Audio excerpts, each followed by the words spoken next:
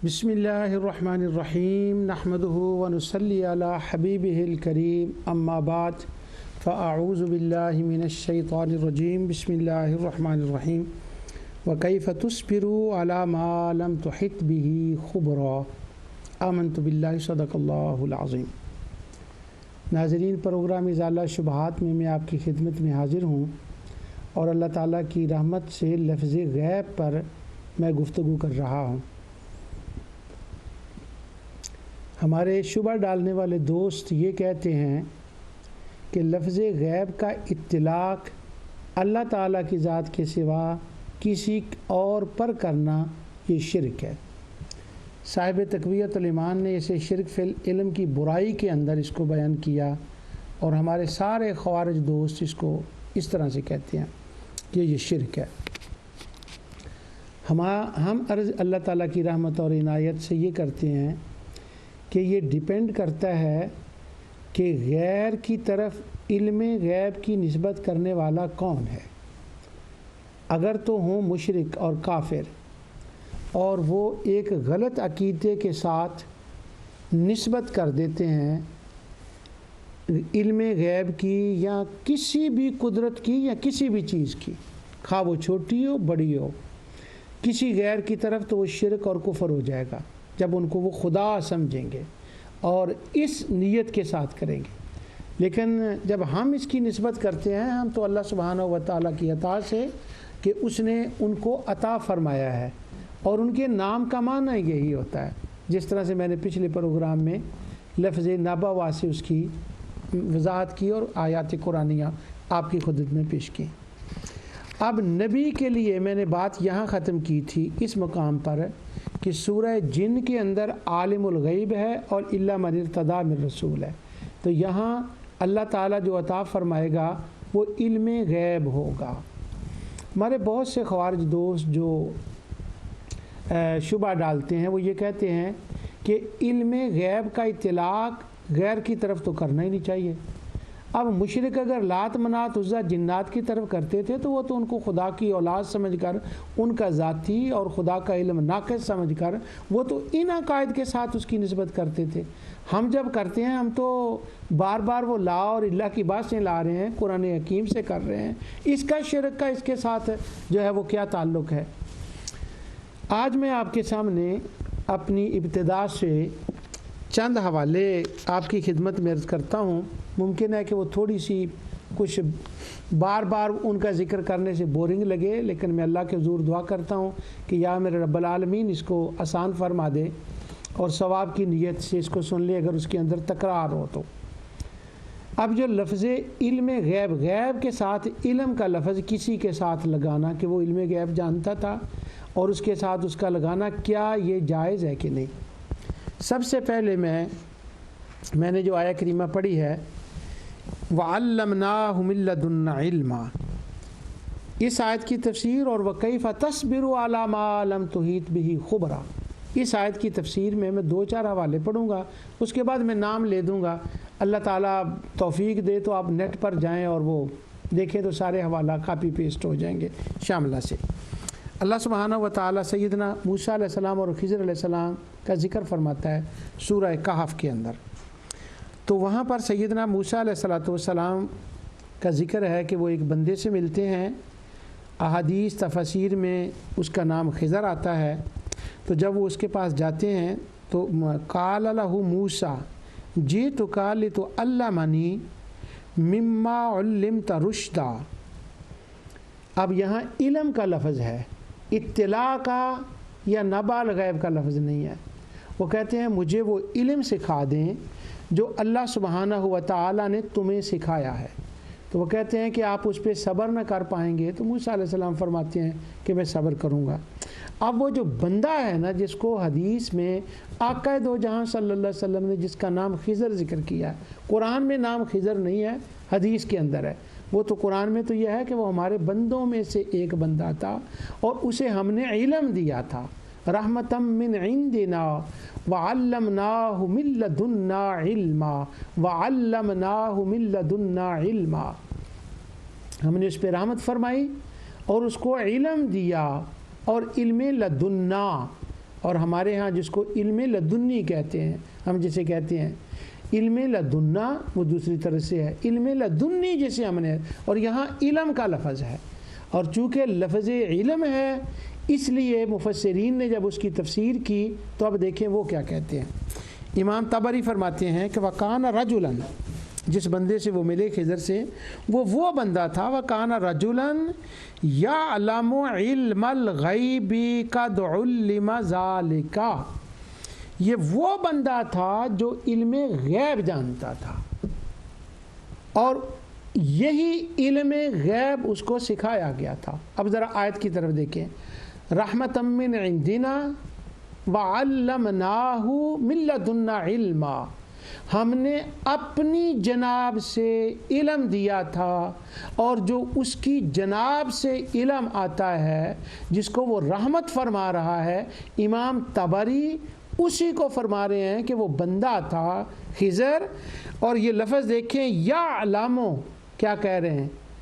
جانتا تھا، علم کا لفظ ہے، علم الغیبی، علم غیب، تو امام طبری نے ان کے لیے غیب کا لفظ استعمال فرمایا، اور پھر یہ وہ اس روایت کو منسوب کر رہے ہیں حضرت عبداللہ بن عباس رضی اللہ تعالیٰ عنہ کی طرف۔ امام طبری کے بعد دوسری تفسیر حافظ ابن تیمیہ کہتے ہیں چوٹی کی تفسیر ہے یہ امام طبری کی تفسیر، اور اس میں کوئی شک نہیں ہے۔ حافظ ابن کثیر کہتے ہیں چوٹی کی تفسیر ہے، اور اس میں کوئی شک نہیں ہے۔ حافظ ابن کثیر چونکہ وہ اس کا سمرائز کرتے ہیں امام طبری کی تفسیر کو، اس لیے نیکسٹ حوالہ اتفاق سے حافظ ابن کثیر کہا گیا۔ حافظ ابن کثیر کہتے ہیں کہ وَقَانَ رَجُلًا يَعْلَمُ عِلْمَ الْغَيْبِ قَدْ عُلِّمَ ذَلِكَ فَقَالَ مُوسَىٰ بَلَىٰ قَالَ وَكَيْفَ تُصْبِرُ عَلَىٰ مَا لَمْ تُحِطْ بِهِ خُبْرًا، حضرت خضر نے کہا کہ آپ میرے ساتھ صبر کرنے کی طاقت نہیں رکھتے، اور آگے کہتے ہیں حضرت خضر غیب پر عمل کرتے تھے اور آپ کو وہی سکھایا گیا تھا۔ انہوں نے کہا کہ تم میرے ساتھ نہیں رہو گے، وہ تو غیب کی باتیں، آپ کیسے صبر کریں گے؟ موسیٰ علیہ السلام نے کہا کیوں نہیں، میں رہوں گا، میں صبر کروں گا۔ اب حافظ ابن کثیر کے لفظ سنیں، وہ کہتے ہیں وَكَانَ رَجُلًا يَعْلَمُ عِلْمَ الْغَيْبَ قَدْ عُلِّمَ، وہی علم غیب تھا جو ان کو بتایا گیا تھا، اسی پر وہ عمل کرتے تھے۔ وَلَمْ تُحِطْ مِنْ عِلْمِ الْغَيْبِ، تو موسیٰ علیہ السلام سے کہتے ہیں وہ جو مجھے علم غیب دیا گیا ہے نا، جو مجھے علم غیب دیا گیا ہے، میں غیب پر عمل کرتا ہوں، آپ ان باتوں کو دیکھ کر جلدی کریں گے اور ان کی حکمت کو ظاہر کرنے کے لیے جلدی کریں گے۔ تو خضر کہہ رہے ہیں مجھے علم غیب دیا گیا، موسیٰ علیہ السلام سن رہے ہیں، حافظ ابن کثیر کہہ رہے ہیں غیب پر عمل کرتے، امام طبری اس کے ساتھ علم غیب کا لفظ لکھ رہے ہیں۔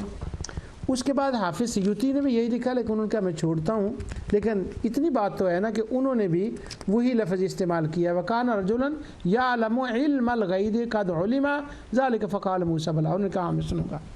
تفسیر البسیط نیشا پوری کی، تو وہ کہتے ہیں انہوں نے تفسیر سے لکھا کہ وہ کون تھے، ان کا نام خضر تھا، اور آخر میں کہتے ہیں وَعَلَّمْنَاهُ مِن لَدُنَّا عِلْمًا، ان کے لفظ میں پڑھ کے بتاتا ہوں آپ کو،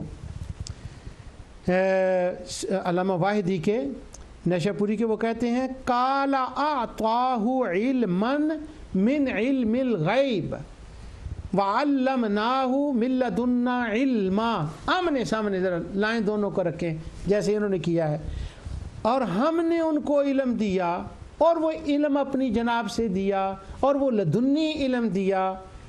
تو یہ کیا کہتے ہیں علامہ واحدی، وہ کہتے ہیں یہ جس علم کی یہ باتیں آئی ہیں نا اس کے اندر، وہ کہتے ہیں میں تمہیں اس علم کا نام بتاتا ہوں جو وہ بندہ جانتا تھا خضر، آتواہو، طوا کے ساتھ، آتواہو، اسے علم دیا گیا، علماً من علم الغیب، علم غیب سے۔ واہ، اب یہ دیکھیں وہ کیا کہہ رہے ہیں، اور ہمارے دوست کیا کہتے ہیں کہ نہیں، علم غیب کا اطلاق تو کسی کے ساتھ نہیں کرنا چاہیے۔ یہی بات علامہ واحدی نے دوسری جگہ پھر اسی بات کو لائے ہیں، کہتے ہیں قال ابن عباس، دوسری روایت کو لائے ہیں رضی اللہ عنہما، حضرت عبداللہ بن عباس نے کہا آتیناہ علما من علم الغیب، کہ حضرت ابن عباس فرماتے ہیں کہ ہم نے جناب خضر کو اپنی جانب سے علم عطا کیا۔ تو یہ مختلف مقامات پر یہ علامہ واحدی اسی صورت کی تفسیر میں مختلف آیات کی تفسیر میں انہوں نے یہ علم غیب کا اطلاق کیا. ابن کثیر کا کر دیا، میں نے طبری کا کر دیا. اب آ جائیں علامہ قرطبی کی طرف. حافظ ابن تیمیہ قرطبی کہتے ہیں طبری تو ویسے ہی بندہ چنگا سی اور قرطبی جھوٹ نہیں بولتے اور بغوی بھی جھوٹ نہیں بولتے، ان کی بات مان لیا کریں اپنے وہ تفسیر والی جہاں انہوں نے بات کی ہے. یہ کیا کہتے ہیں امام علامہ قرطبی کہتے ہیں کہ کان علم الخضر علم و معرفہ بواتن قد احیت الیہ لا توتی ظواہر الاحکام افعال بحسبها وکان علم موسیٰ علم الاحکام والفقہ بظاہر اقوال الناس. وہ اس کی تشریح کرتے ہیں کہ وہ جو دو علم تھے ان دونوں علموں میں یہ فرق تھا، وہ موسیٰ علیہ السلام کا ظاہر کا علم تھا اور یہ جو تھے خضر علیہ السلام ان کا وہ دوسرا علم تھا. اب وہ جو دوسرا علم ہے اس کے بارے میں کیا کہتے ہیں؟ وہ کہتے ہیں کہ وَقَانَ رَجُلًا، یہ جو خضر تھے یہ جو ان کو علم دیا گیا تھا یہ کیا علم تھا؟ من الغائب، یہ وہ علم تھا جو غیب کا علم تھا. وَهُوَ علم الغیب فی هذه القصة المعینہ ولیس لعلم نبوة ولكنه علم خاص لأن هذا العلم الذي اطلع عليه الخضر. یہ وہ علم تھا، اگلا لفظ میں پڑھ دیتا ہوں، لا يمكن ادراکه وليس شيئا مبنيا على المحسوس. کہتے ہیں جو علم خضر کے پاس تھا وہ حواس خمسہ سے اس کو جانا نہیں جا سکتا، اور یہ وہ علم تھا جس کا نام علم غیب ہے. فتح القدیر کے اندر شوکانی کا سنیں، وہ وَعَلَّمْنَاهُ مِن لَّدُنَّا عِلْمًا کی تفسیر میں کہتے ہیں وَمَا عَلَّمَهُ اللَّهُ سُبْحَانَهُ مِنْ عِلْمِ الْغَيْبِ. وہ جو علم ان کو دیا گیا تھا وہ علم غیب تھا. اب میں دو چار نام لے دیتا ہوں، یہی عبارت ہے طبری کی، شوکانی کی، ابن کثیر کی، واحدی کی. اس کے بعد نواب صدیق حسن کا بھوپالی کہتے ہیں وَكَانَ عِلْمُ الْخِضْرِ عِلْمَ بَعْدِ الْغَيْبِ. انہوں نے ذرا وہ بعد کا لفظ بولا ہے ذرا کوٹ کے تھوڑا سا. ہاں ہم بھی کہتے ہیں کہ جب علم غیب بعض کا لفظ ہوتا ہے وہ اللہ کے مقابلے میں بعض ہی ہوتا ہے، مخلوق کے مقابلے میں تو وہ کل ہوتا ہے. اب جتنی باتیں خضر علیہ السلام کو پتہ تھیں جو قرآن کریم میں آتی ہیں، وہ کشتی کا ڈیمیج کرنا، اس بچے کا قتل کرنا، دیوار کا بنانا، کوئی یہ بتائے کہ اس وقت جتنے لوگ تھے وہاں پر ان کو بھی یہ علم تھا؟ نہیں علم تھا. اس لیے ان کے مقابلے میں خضر کا علم PhD سب سے اوپر تھا، اور لوگوں اور اللہ کے مقابلے میں سبحان اللہ تو وہ بعض علم تھا. کیوں؟ اللہ کا علم تو علم محیط ہے. زاد المسیر میں اس میں علامہ ابن الجوزی کہتے ہیں آتاہ علما من علم الغیب.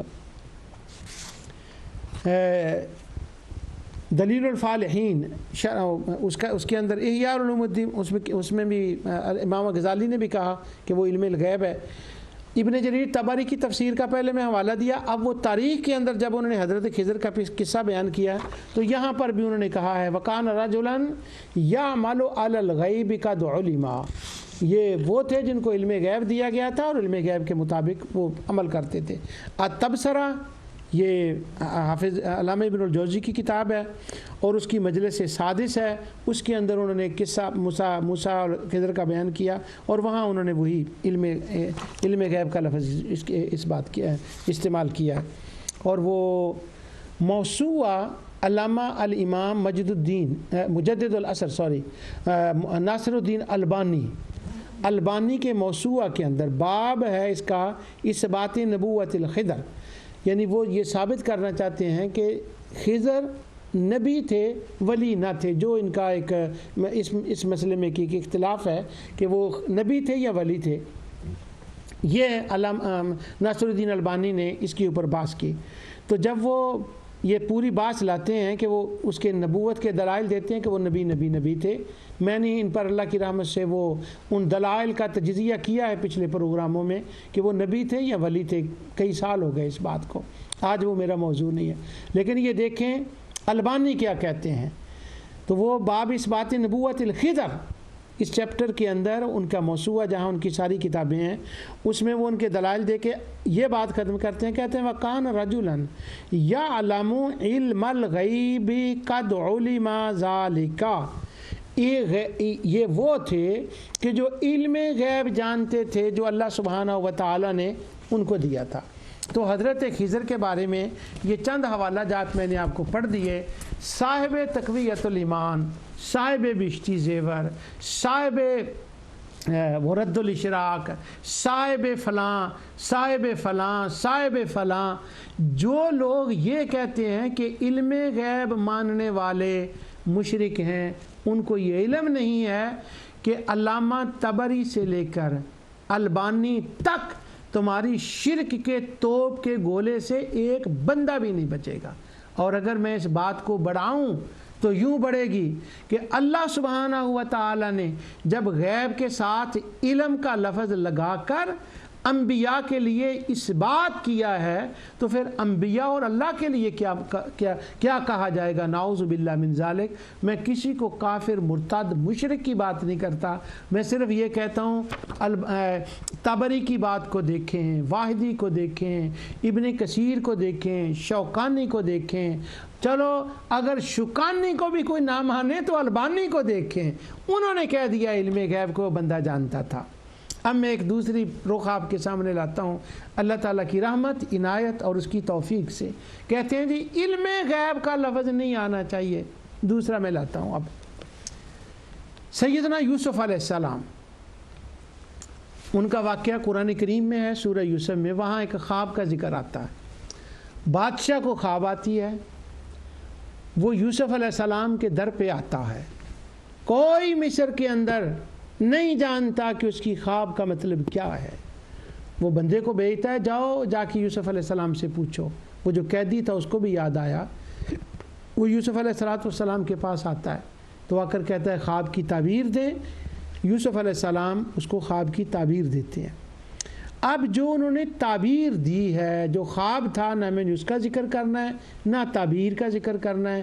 وہ قحط پڑے گا اور قحط کو سنبھالا کیسے جائے گا، اس کے مینج کے کس طرح سے کرنا ہے اور اس قحط کے سالوں سے کیسے گزرنا ہے، یوسف علیہ السلام نے وہ تدبیر بتائی اور وہ تدبیر قرآن کریم کے اندر لکھی ہے، اللہ تعالیٰ نے نازل فرمایا۔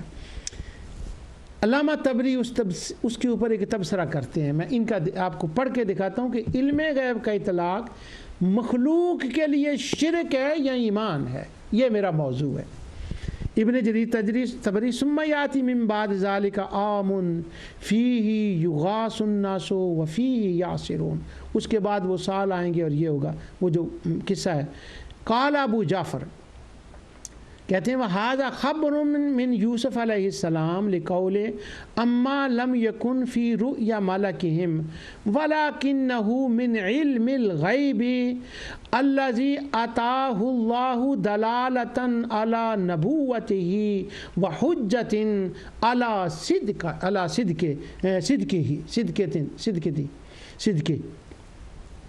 فرماتے ہیں کہ یوسف علیہ السلام کی جانب ایسی خبر ہے جو بادشاہ کے خواب میں نہیں تھی، بلکہ یہ اس علم غیب میں سے جو اللہ نے آپ کو دیا، آپ کی نبوت پر دلیل بنا کر اور آپ کی صداقت کی سچے ہونے کی دلیل بنا کر سیدنا یوسف علیہ السلام کو اللہ نے عطا فرمایا اور یوسف علیہ السلام نے بتا دیا۔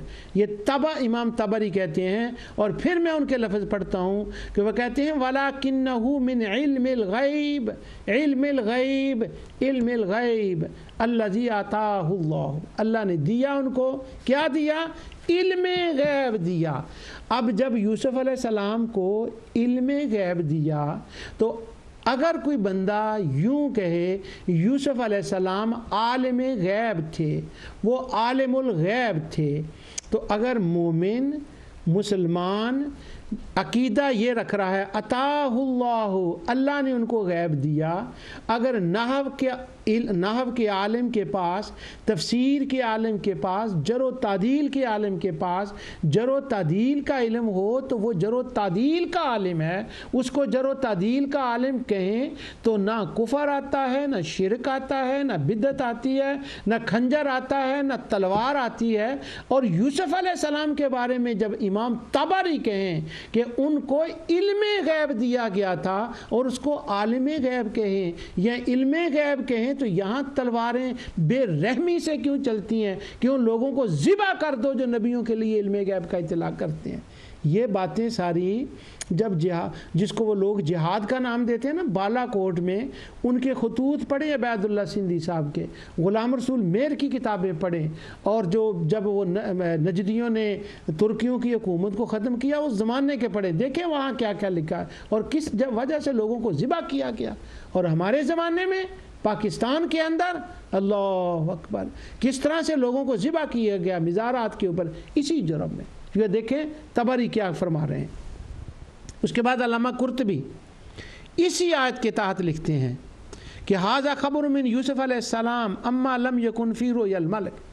وہ خواب کی بات نہیں کہ اس کو انہوں نے اندازہ لگا کے دیکھ لیا تھا کہ چلو خواب کا میننگ یہ ہوتا ہے تو خواب کا ماہر بتا دیں۔ وہ کہتے ہیں، قرطبی بھی کہتے ہیں، طبری بھی، وہ یہ خواب سے نہیں نکالا یوسف علیہ السلام نے، کوئی یہ نہ سمجھے۔ وہ کہتے ہیں وَلَكِنَّهُ مِنْ عِلْمِ الْغَيْبِ الَّذِي أَتَاهُ اللَّهُ، یہ وہ علم غیب ہے، علم غیب ہے جو اللہ نے ان کو عطا کیا۔ اب یہ دیکھیں، نہ طبری نہ علامہ قرطبی ورڈ نہ انبائے الغیب کا یوز کر رہے ہیں، نہ اطلاع الغیب کا کر رہے ہیں، وہ علم الغیب کا کر رہے ہیں۔ اور کس کے لیے؟ سیدنا یوسف علیہ السلام کے لیے۔ التفسیر المنیر، یہ مصطفیٰ زحیلی کی تفسیر ہے، اس کی اکثر میں نے حوالے دیے ہیں، یہ ہمارے دوستوں کی تفسیر ہے۔ اور قرطبی اور طبری تو چلو سانجی ہے نا، اور یہ جو ہے یہ وہبہ بن مصطفیٰ زحیلی کی ہے۔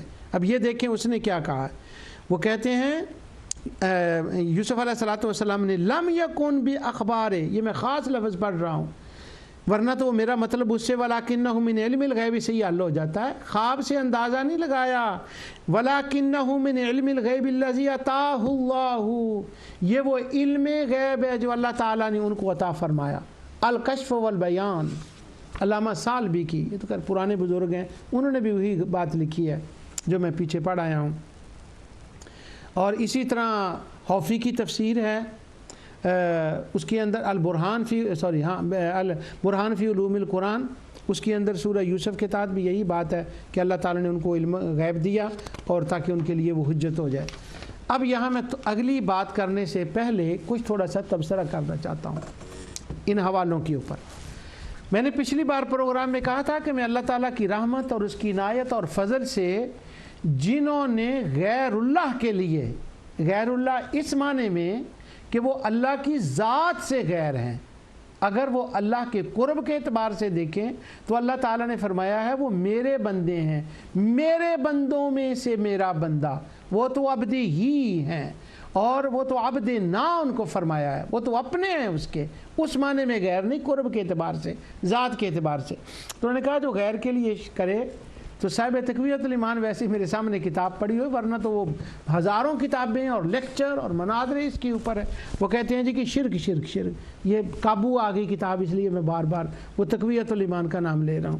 شرک شرک شرک شرک۔ اب اگر علم غیب کا اطلاق انبیاء پر کرنا شرک ہے تو شوکانی کا کیا بنے گا، البانی کا کیا بنے گا، قرطبی کا کیا بنے گا، اور عبداللہ بن عباس اگر ان تک وہ سند صحیح ہے، میں نے اس کا نہیں دیکھا اس کا، لیکن طبری نے، امام طبری نے کہا تو ہے نا کہ یہ ان تک سند ہے، تو البانی کا اور شافی کا اور زحیلی کا یہ کیا ہوگا ان سب کا؟ ان سب نے اطلاق کیا ہے۔ تو معنی یہ نکلا کہ علم غیب کا اطلاق انبیاء کے لیے اور اولیاء کے لیے یہ جائز ہے۔ اولیاء کا لفظ میں ساتھ جوڑ رہا ہوں، کوئی بندہ یہ نہ سمجھے کہ یہ تو ساتھ اس کے چمٹا رہا ہے علم غیب کا لفظ۔ انشاءاللہ آگے جا کر میں اولیاء کے لیے بھی علم غیب کا لفظ دکھاؤں گا کہ اللہ سبحانہ و تعالیٰ نے جو ان کو اطلاع دی ہیں ان کے لیے اللہ تعالیٰ کے بتانے سے ان کے لیے بھی ان کی شان کے مطابق اس کا اطلاق جائز ہے. وہ آگے جا کر اس کا موقع آئے گا. ابھی میں انبیاء علیہ السلام کے لیے تو ابھی تک میں نے اللہ کی رحمت اور عنایت اور فضل سے علم غیب کے موضوع پر بات نہیں کی اور نہ میں نے کرنی ہے. وہ پروگرام میں نے ریکارڈ کرا دیے, وہ نور ٹی وی پر محفوظ ہیں, اور اگر میرے مولا نے چاہا, اس نے کرم فرمایا اور وہ لوگ سنیں گے یا وہ تحریری شکل میں آ جائے گا, معلوم نہیں اللہ تعالیٰ کس کو اس سے فائدہ دے اور یہ کون پروگرام سنے گا, کون ان کو آگے چلائے گا, اس کام کو آگے کون چلائے گا, کس کو یہ قرآن فہمی کی اس سے اللہ تعالیٰ ہمت عطا فرماتا ہے. آج صبح جب میں چلنے لگا تو میری بیوی وہ نوٹ دیکھ رہی تھی تو وہ کہنے لگی آپ اس پروگرام کا نام ازالہ شبہات بند کر دیں, چینج کر دیں, اور وہ لڑکے جو پروگرام ریکارڈ کرتے ہیں ان کو کہیں کہ آئندہ سے اس کا نام چینج کر دیں. میں نے کہا کیا نام رکھیں؟ تو وہ کہنے لگی ان پروگراموں کا نام رکھ دیں 100 سال بعد, کہ شاید 100 سال کے بعد یہ اگر ویڈیو رہے, یہ آ گئے تو اسی انداز سے کوئی بندہ یا کوئی لوگ ان کو آگے چلائیں اور پھر وہ آگے اس بات کو کریں. میں نے کہا نہیں, الحمدللہ اس کی عنایت اور کرم ہے, لوگ اب بھی سنتے ہیں, انشاءاللہ ابھی پورے ہوں گے, اگر نہ صحیح تو میری بیگم کے مطابق 100 سال بعد. تو یہ میں نے غیب کا لفظ صرف اس پہ گفتگو کی ہے کہ جب قرآن کے اندر غیب کے لفظ کو پڑھیں تو ہر آیت کے اندر اس کی چمک الگ ہے, اس کی روشنی الگ ہے. کہیں وہ مشرکین پر تعریض اور ان کا رد ہے, کہیں مومنین کے لیے تعریف ہے, کہیں انبیاء کے لیے عطا ہے, اور کہیں مشرکین کی اس بات کا رد ہے وہ جو حضور علیہ السلام کا لنک مولا سے توڑنا چاہتے تھے. وہ کہتے تھے کچھ نازل نہیں ہوا, کہیں اس معنی میں ہے. تو جب وہ نفی ہوگی تو اس کا خیال رکھیں کہ وہ نفی کیوں کی جا رہی ہے. اور میں 2-4 باتیں کچھ اور بھی کروں گا جہاں سے وہ لوگوں کو شبہات ہوتے ہیں, چونکہ لفظ غیب کی آیت کے اوپر 1-2 شبہ ہیں, وہ میں انشاءاللہ عرض کرتا ہوں آگے چل کے. تو یہ بات ہے. چلو 100 سال بعد ازالہ شبہات میں نے اب اللہ کی رحمت سے یہ غیب کے لفظ کے مختلف جو ہے نا وجوہات آنے کی وہ میں نے آپ کو بتا دی. اور سب سے بڑی وجہ جو ہے وہ یہ ہے کہ اللہ کے علم کو وہ ناقص مانتے تھے, اور وہ کہتے تھے سارے خدا جب جمع ہوتے ہیں تو اپنے علاقوں کی خبریں دیتے ہیں. تو اللہ سبحانہ و تعالی نے ان کا رد کیا, اتنبئون اللہ بما لا یعلم فی السماوات ولا فی الارض, میرے کوئی شریک ہیں یہ تمہیں مجھے خبر دے رہے ہو؟ زمین و آسمان میں میرا تو کوئی شریک نہیں ہے. ظالموں, زبان سے لیتے ہو شفاعت کا نام اور اندر تم نے یہ غبار رکھا ہوا ہے, یہ زہر رکھا ہوا ہے, اوپر سے شفاعت کا نام لیتے ہو کہ یہ ہمارے وسیلہ اور شفاعت ہیں. یہ لفظ شفاعت اور وسیلہ کو تم نے ایک ہتھیار کے طور پر استعمال کر رہے ہو. میں تمہیں جانتا ہوں, میں بتاتا ہوں. یہ جو تم کہتے ہو نا وَيَقُولُونَ هَٰؤُلَاءِ, یہ کہتے ہیں وَيَقُولُونَ هَٰؤُلَاءِ شَفَاعُنَا عِندَ اللَّهِ, آیت کے آخر میں ہے سبحانہ وتعالی عما یشرکون. شفاعت کے نام کا تم نے ڈونگ رچا رکھا ہے, اللہ پاک ہے اس سے, اللہ جانتا ہے کہ تم نے اس کے شریک بنائے ہوئے ہیں تخلیق میں, ذات میں, تدبیر میں, علم میں, عبادت میں, وہ شریکوں سے پاک ہے. یہ تو تم نے ایک ڈال بنا رکھا ہے شفاعت اور وسیلہ کو. وہ کب مانتے تھے؟ مجھے یاد نہیں پڑتا کہ میں نے وہ مشرکین کے 3 جھوٹ پر تفصیل سے ایک پروگرام کیا ہے کہ نہیں, لیکن میں توحید کے پروگراموں میں یہ بتاتا آ رہا ہوں کہ مشرک جو کہتے تھے وہ صحیح نہیں ہوتا تھا, اور جب ان کی پوری زندگی کو دیکھا جائے تو وہ ہر بات پہ پکڑے جاتے تھے کہ وہ ان کا جھوٹ تھا وہ جو کہتے تھے. تو اللہ سبحانہ و تعالی نے ان کے رد میں ان آیات کو نازل فرمایا. اب قرآن کریم کی چند وہ آیات ہیں, ساری نہیں میں بتاؤں گا, چند وہ آیات ہیں جن میں لفظ غیب آیا ہے, اور اس غیب میں علم غیب کی نفی ہے. اور نفی کن کے لیے ہے؟ سرداروں کے لیے. نفی کن کے لیے ہے؟ کاہنوں کے لیے. نفی کن کے لیے ہے؟ شیطانوں کے لیے. نفی کن کے لیے ہے؟ بتوں کے لیے. نفی کن کے لیے ہے؟ جنات کے لیے. ان کے لیے وہ نفی کی آیات ہیں. لیکن ہمارے دوست پیٹرول, ڈالر, پیسہ, بمب کے زور پر ان آیات کا اطلاق کر دیتے ہیں انبیاء اور اولیاء کے اوپر۔ اب میں ان آیات کے چند اشارے دیتا ہوں آپ کو کہ جن آیات کے اندر یہ بتایا جاتا ہے کہ وہ انبیاء اولیاء کو جو ہے نا یہ ان کے لیے نازل ہوئی ہیں۔ وَعِندَهُ مَفَاتِحُ الْغَيْبِ لَا يَعْلَمُهَا إِلَّا هُ، تکبیرۃ الایمان پھر قابو آ گئی۔ پہلی آیت علم غیب کا ماننا شرک، اور پہلی آیت دلیل کیا ہے؟ وَعِندَهُ علم الغیب لا يَعْلَمُهَا إِلَّا هُ۔ اس آیت سے بظاہر یوں معلوم ہوتا ہے، لوگوں کو شبہ ہوتا ہے، معلوم نہیں ہوتا، شبہ ہوتا ہے کہ نبی کریم صلی اللہ علیہ وسلم کو علم غیب نہیں تھا۔ یہ شبہ کیوں ہوتا ہے؟ پیدا کر دیا گیا ہے۔ ورنہ اگر سورہ انعام کو ابتدا سے شروع کریں نا پہلی آیت سے، الحمدللہ الذی خلق السماوات والارض وجعل الظلمات والنور ثم الذین کفروا بربہم یعدلون، کہ اللہ کی تخلیق میں کوئی شریک نہیں، اللہ کی ایجاد کائنات کو چلانے میں کوئی شریک نہیں، اور یہ انکار کرتے ہیں اللہ کی ربوبیت کا، اور اللہ کے مقابل لاتے ہیں اپنے خداؤں کو۔ ثم الذین کفروا بربہم یعدلون، یعدلون یہ مقابل لاتے ہیں کس میں؟ علم میں اور قدرت میں۔ اب اسی سورہ انعام کے اندر پورا جب ان کا رد ہو رہا ہے، جنات کے علم کا رد ہو رہا ہے، بتوں کے علم کا رد ہو رہا ہے، ستاروں کے علم کا رد ہو رہا ہے، پڑھیں قصہ ابراہیم علیہ السلام کا، جب ان کا رد ہو رہا ہے تو اسی کانٹینس میں، اسی رفتار میں، انہی آیات میں یہ آیت آتی ہے وَعِندَهُ مَفَاتِحُ الْغَيْبِ لا يعلمها الا هو، غیب کی کنجیاں اس کے پاس ہے، اس کے سوا کوئی نہیں جانتا۔ یعلم ما فی البر والبحر، وہی جانتا ہے جو خشکی میں ہے اور تری میں۔ اس کی تفصیل میں آگے ترجمہ عرض کرتا ہوں آپ کی خدمت میں۔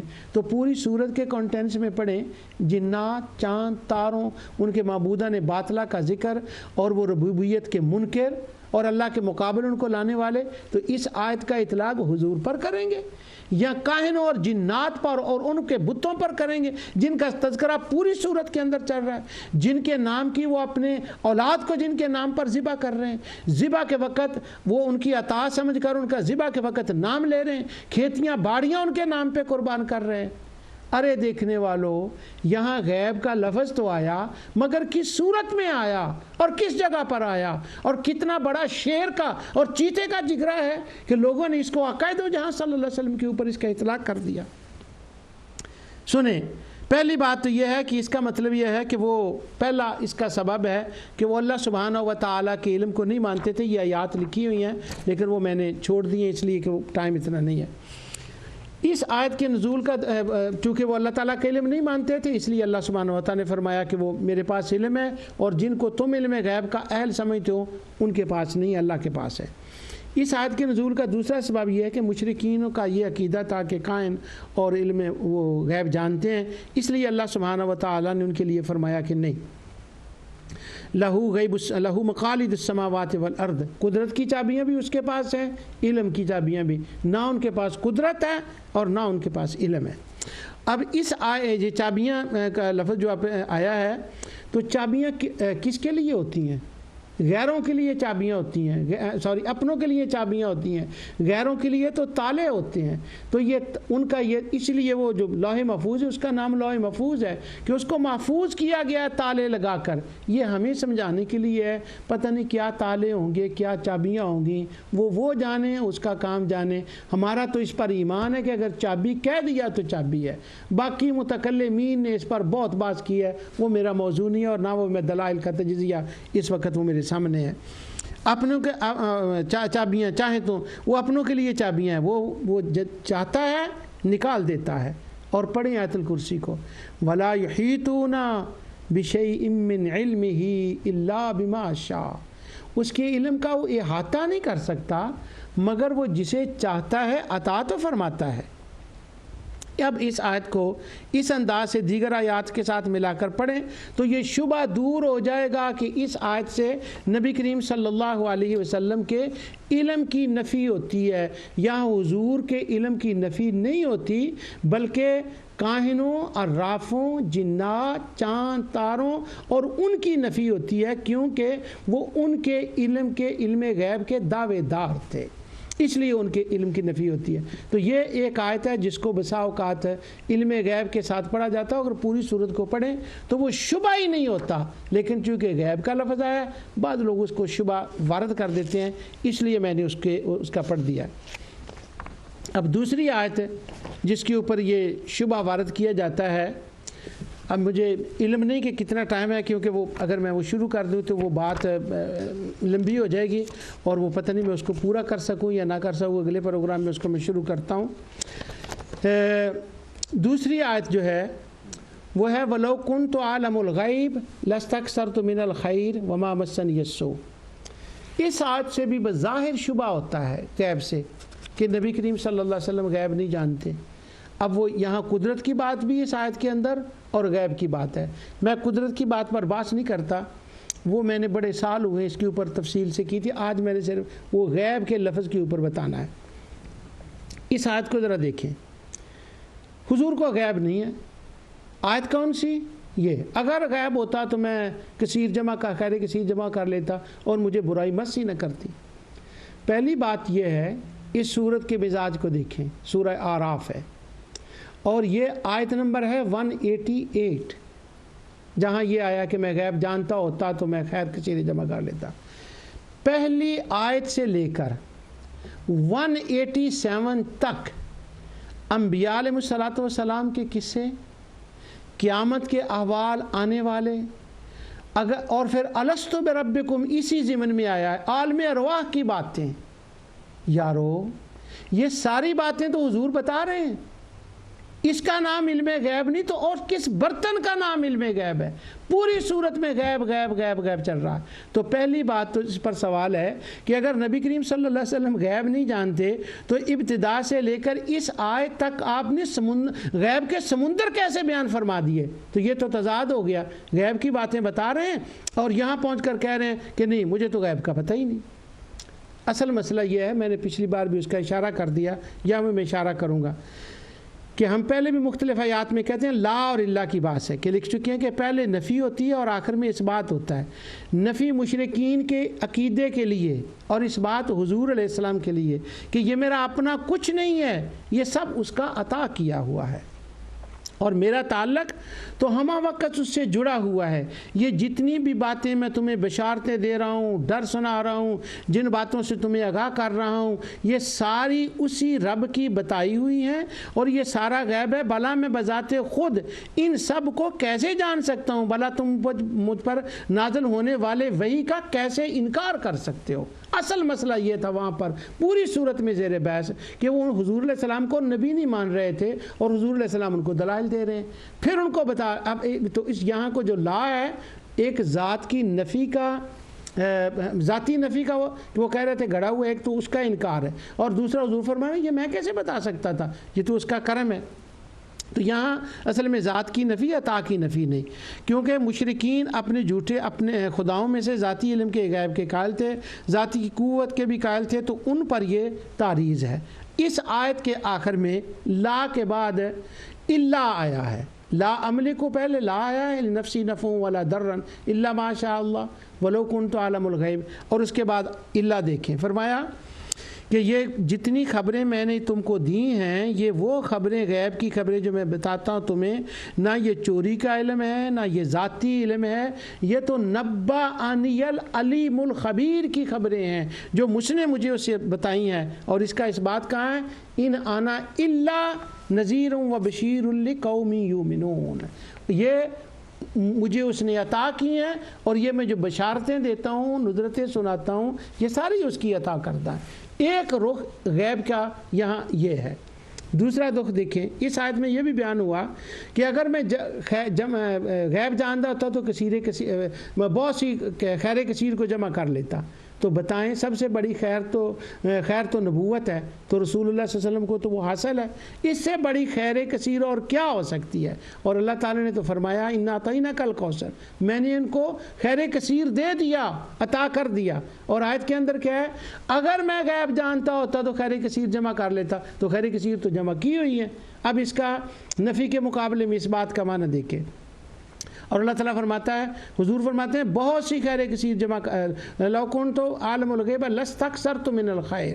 اب آگے دیکھیں اللہ تعالیٰ فرماتا ہے وَمَن یُؤْتَ الْحِکْمَةَ فَقَدْ أُوتِیَ خَیْرًا کثیرًا، جس کو کتاب دی گئی، حکمت دی گئی، اسے ساری کثیریں دے دی۔ تو حضور کو تو ساری خیر کثیر ملی ہوئی ہیں، اور آپ نے جو تبلیغ فرمائی ہے، آپ نے سارے کار خیر فرمائے ہیں، اور آپ نے بتائے ہیں قیامت تک امت ان پہ عمل کرے گی، وہ سارے آپ کے خیر کثیر ہیں۔ اور خیر کثیر کیا ہیں جو غیب جاننے کی وجہ سے آپ نے جمع کرنے تھے۔ تو بات یہ ہے کہ اب تو یہ ایک عجیب سی بات ہے کہ ایک طرف تو آپ کو خیر کثیر حاصل ہے، اور دوسری طرف آپ سے کل کہہ کر یوں کہلوایا جا رہا ہے کہ میں اگر غیب جانتا ہوتا تو خیر کثیر جمع کر لیتا۔ تو یہ خود آیت میں ہے، لا اور اللہ نے واضح کر دیا کہ یہ تمام خیر کثیر جو میرے پاس ہیں یہ میرے ذاتی نہیں، یا میں نے ویسے ہی نہیں کہہ رہا یہ میرے پاس، بلکہ یہ تو الا ما شاء اللہ، یہ اس نے اپنی رحمت سے مجھے عطا فرمائے ہیں، یہ اس کی رحمت کا عطیہ ہے جو میں تمہیں بتا رہا ہوں۔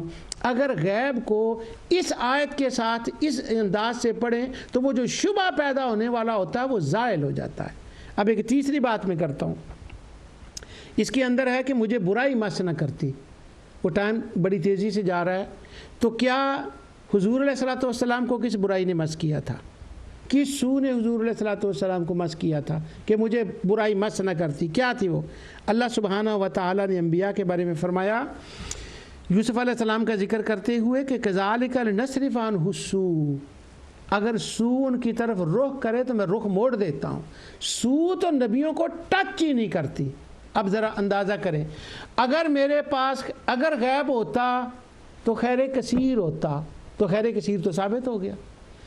اس کا مطلب ہوا غیب آٹومیٹیکلی ثابت ہو گیا۔ اب جو نہیں ہے وہ کسی اور انداز سے ہے، وہ ذات کے لیے ہے، وہ چوری چھپے کا غیب نہیں، وہ ذاتی نہیں، وہ عطائی ہے، کیونکہ خیر کثیر ہے تو غیب ثابت ہو گیا۔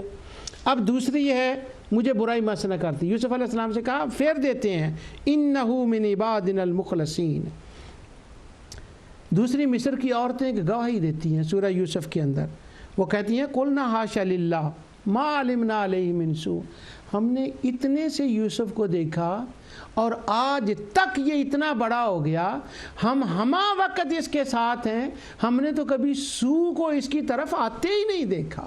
اب یہ مصر کی وہ عورتیں گواہی دے رہی ہیں جو ہما وقت یوسف علیہ السلام کے ساتھ ہیں، وہ تو کہیں سوء آیا نہیں، تو نبی کی طرف سوء نہیں آتا۔ موسیٰ علیہ السلام کے ایک جنا بندہ ان کی ماننے والوں میں، جس کے لیے قرآن کی سورۃ المؤمن نازل ہوئی ہے، انہوں نے ایک بڑی لمبی تقریر کی۔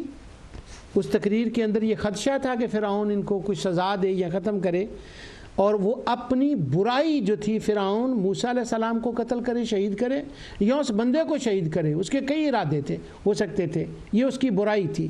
تو اللہ سبحانہ و تعالیٰ فرماتا ہے فَوَقَاهُ اللَّهُ سَيِّئَاتِ مَا مَكَرُوا وَحَاقَ بِآلِ فِرْعَوْنَ سُوءَ الْعَذَابِ، فرعون نے سوء کا ارادہ کیا تھا کہ وہ موسیٰ کو شہید کرے، اس بندے کو شہید کرے۔ میں نے کیا کیا کہ ہم نے موسیٰ کو سوء سے محفوظ رکھا، ہم نے اس اللہ اپنے بندے کو سوء سے محفوظ رکھا، لیکن سوء کو پھیر دیا کس کی طرف؟ فرعون کی طرف۔ تو اس کا پتہ چلا سوء جو ہوتا ہے وہ فرعونوں کی طرف جاتا ہے، نہ یوسف کی طرف آتا ہے، نہ موسیٰ کی طرف آتا ہے، نہ مصطفیٰ کی طرف آتا ہے، وہ تو محفوظ رہتے ہیں۔ اب پھر ذرا غیب والی آیت کو پڑھیں، حضور فرماتے ہیں اگر میں غیب جانتا ہوتا تو اس کی دلیل یہ ہوتی کہ میرے پاس سوء نہ آتی، تو سوء تو نبیوں کے پاس آتی ہی نہیں، تو یہاں پھر علم غیب کا اس بات ہو گیا۔ تو کیا معنی؟ ذاتی طور پر نہیں، ان انا الا ما شاء اللہ، اسی آیت کے اندر ہے، ان انا الا نذیر و بشیر لقوم یؤمنون۔ سبحان اللہ، سوء کدھر سے آتی ہے؟ اللہ سبحانہ و تعالیٰ فرماتا ہے وَلَا تَتَّبِعُوا خُطُوَاتِ الشَّيْطَانِ، شیطان کے پیچھے نہ چلو، اِنَّمَا يَأْمُرُكُم بِالسُّوءِ، سوء شیطان کی طرف سے آتی ہے، شیطان حملہ کرتا ہے، اٹیک کرتا ہے، تو پھر وہ سوء آتی ہے۔ تو شیطان نے پہلے دن کہا تھا میں سوء لاؤں گا تیرے بندوں کے اوپر، دنیا کی سوئیں لاؤں گا اور پھر ان کو لے جاؤں گا، تو اللہ پھر اس کو خیال آیا تو پتہ کیا کہا، الا من اتبعک، اللہ تعالیٰ نے فرمایا جو تیری ہیں وہ تو سارے جہنم میں چلے جائیں گے اتباع کرنے والے. تو وہ کہتا ہے لیکن جو تیرے بندے ہوں گے نا ان کی طرف میں سو نہیں لا سکتا. یہ تو پہلے دن سے اس ہتھیار آر دیے تھے، اس کا مطلب ہوا سو نہیں آئی. تو اب علم غیب کا اس بات ہو گیا. ایک اور بات مزے کی سنیں، حضور علیہ السلام کا نام ہے محمد. محمد اسے کہتے ہیں جس کی واہ واہ سارا جگ کرے اور سو نہ اس کے اندر ہو، کوئی برائی اس کے اندر نہ ہو، اور سو نے اس کو شوا تک نہ ہو. تو جب حضور محمد ہیں تو سو کہاں سے آ گئی؟ تو حضور فرماتے ہیں دیکھ لو، اگر تو سو آئے تو غیب نہیں جانتا، اگر خیر کثیر نہ آئے تو غیب نہیں جانتا. کیا مطلب؟ وہ ذاتی کی جس کی وہ حضور کی طرف نسبت کر رہے تھے، اللہ ماشاء اللہ کے دینے سے قدرت بھی ہے اور اس کی عطا کرنے سے غیب بھی یہاں سے ثابت ہو گیا. اب ایک اور بات دیکھیں، اس آیت کے اندر ہے لو کنت عالم الغیبہ، اگر میں غیب جانتا ہوتا تو میں بہت سی خیر کثیر جمع کرتا اور سو مجھے ٹچ نہ کرتی. تو قرآن سے یہ ثابت ہو گیا نہ سو نے ٹچ کیا ہے نہ اور خیر کثیر کو بھی انہوں نے جمع فرما لیا. اس میں ایک لفظ لو آتا ہے اگر، تو یہ ایک شرط ہے. تو اس کا نتیجہ کیا نکلتا ہے؟ اس آیت کو ذرا قرآن کریم کی دوسری آیت سے ملا کے پڑھیں اور پھر انشاءاللہ ایمان تازہ ہو جائے گا.